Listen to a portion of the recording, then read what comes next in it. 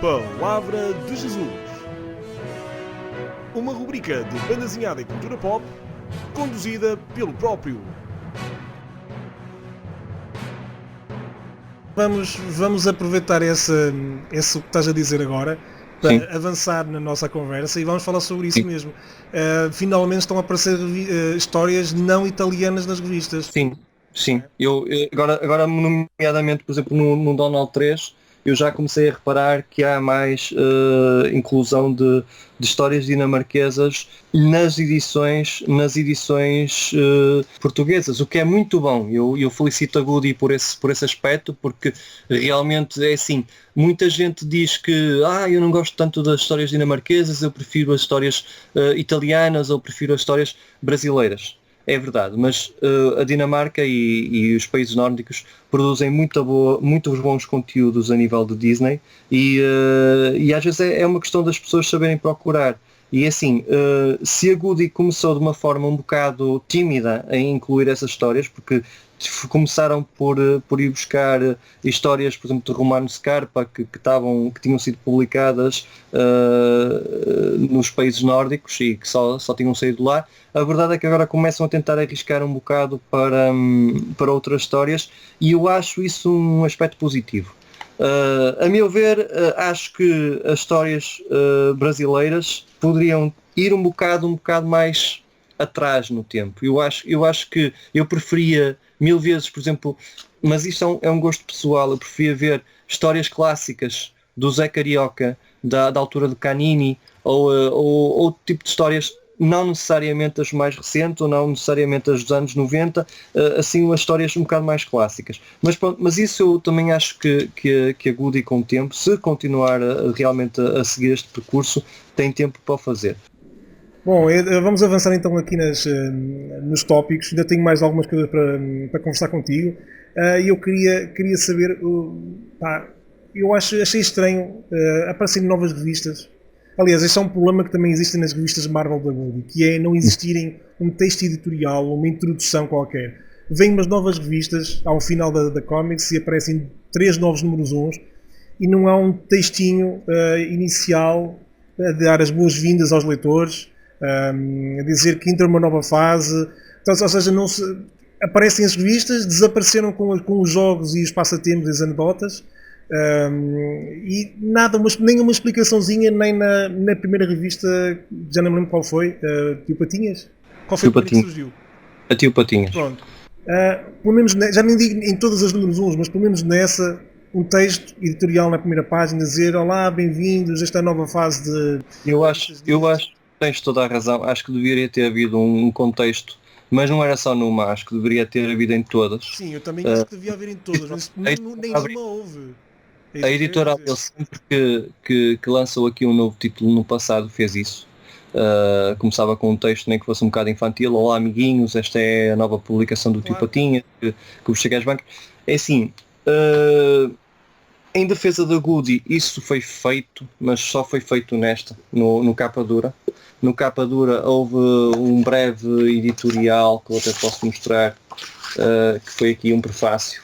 Prontos. Escrito por João Pedro Eugênio, que era na altura o coordenador editorial, embora aparentemente à altura em que o de capa dura saiu para as bancas, aparentemente o João Paulo Eugênio já não estava na editora, portanto, pelo menos aparenta, não sei se é temporário ou se realmente ele estava de férias, não sei, eu desconheço, mas o fato é que houve essa preocupação no capa dura. Agora, em relação às outras edições, aconteceu como tu dizes, acabaram com os passatempos que havia na Comics e acabaram com aquele conteúdo extra, focaram só na inclusão de histórias, mas não houve aquela preocupação de haver um enquadramento.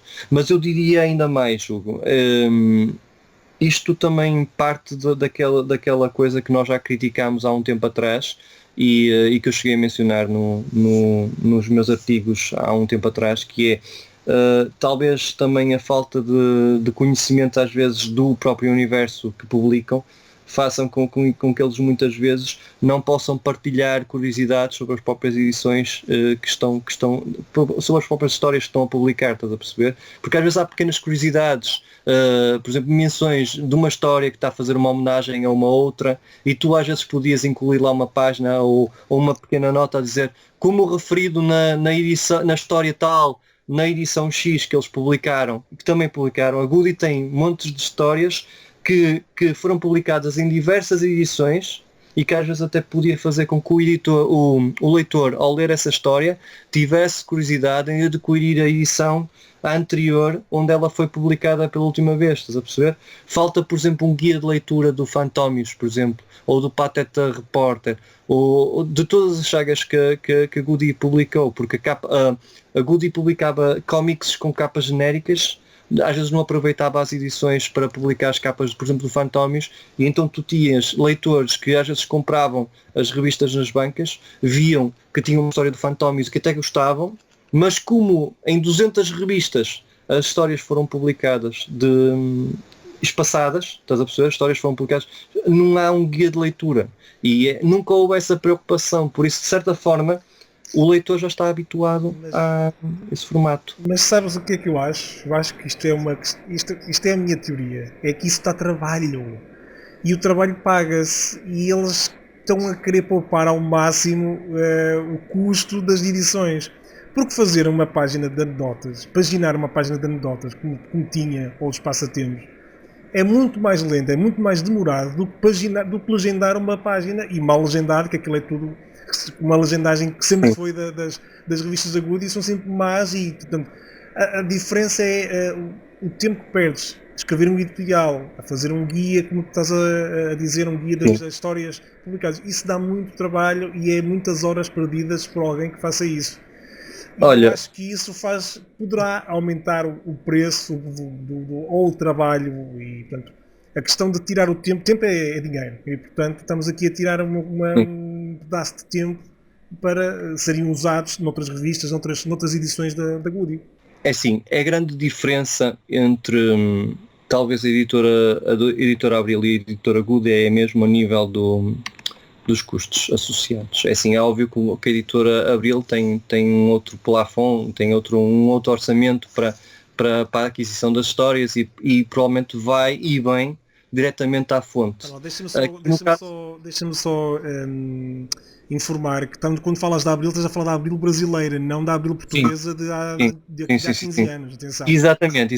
Porque não os leitores menos informados podem estar a confundir. Está a falar da Abril já foi há 15 anos ou mais. Portanto, estamos a falar da Abril brasileira. A editora Abril brasileira, mas mesmo quando eles publicavam cá em Portugal, as histórias eram adquiridas à Abril brasileira, eram publicadas cá em Portugal, mas a Abril brasileira sempre teve esse comportamento de adquirir diretamente nas fontes originais. Aliás, inclusive eu cheguei a conversar com o editor da antiga editora Abril que publicava cá em Portugal, o Paulo Ferreira, e na altura eu admirava muito o trabalho dele, porque ele propôs-se em trazer imensos autores aqui para Portugal que de outra forma nós não teríamos conseguido ler, caso Dom Rosa, que ele apostou fortemente no Dom Rosa, apostou fortemente nos clássicos do Karl Barks, tu lembras-te disso?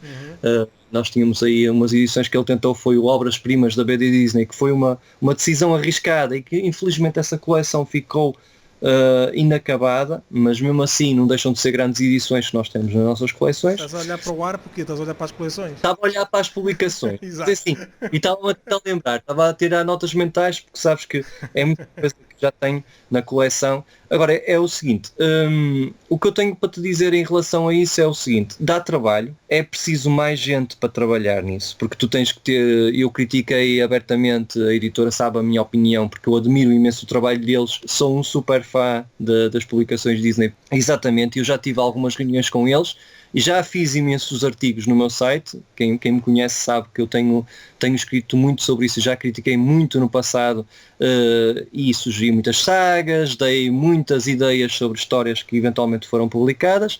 A questão é que neste aspecto resume-se àquilo que tu dizes.